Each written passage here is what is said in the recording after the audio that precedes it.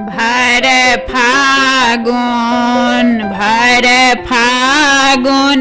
राम खेलाए होली। भर फागुन राम खेलाए होली। भर फागुन किनका के हाथ कनक पिचकारी। किनका के हाथ कनक पिचकारी। हो किनका के हाथ अबीर झोली। भर फागुन राम खेलाए होली। भर फागुन राम जी के हाथ कनक पिचकारी। राम जी के हाथ कनक पिचकारी। हो सीता दाई के हाथ अबीर झोली। हो सीता दाई के हाथ अबीर झोली। भर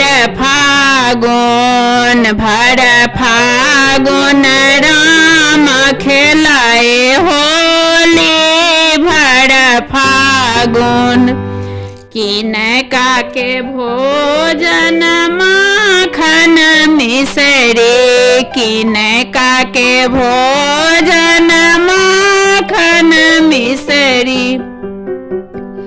हो किनका के भोजन खीर पूरी। भर फागुन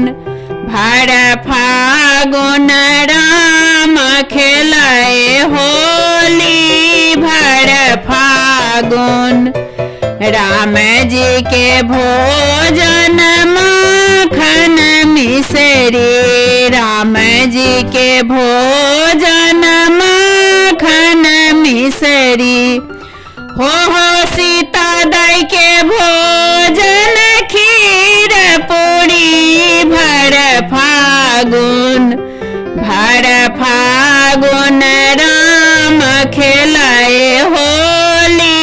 भर फागुन किनका के पहिरन पियरी पीताम्बर। किनका के पहिरन पियरी पीताम्बर। हो किनका के पहिरन चिर चुंदरी। हो किनका के पहिरन चिर चुंदरी। भर फागुन राम खेलाए होली। भर फागुन राम जी के पहिरन पियरी पीताम्बर। राम जी के पहिरन पियरी पीताम्बर। हो सीता दाई के पहिरन चिर चुंदरी। हो सीता दाई के पहिरन चिर चुंदरी। भर फागुन राम खेलाए होली। भर फागुन किनका के भेजाए सिर के मटुकिया। किनका के भेजाए सिर के मटुकिया। हो किनका के भेजाए चिर चुंदरी। हो किनका के भेजाए चिर चुंदरी। भर फागुन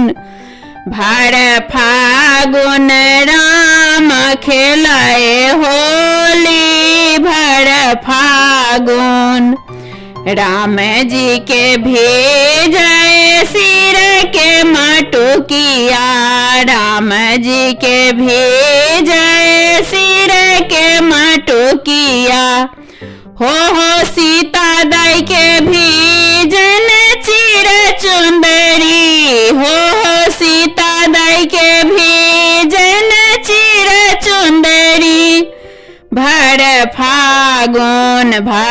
फागुन राम खेलाए होली। भर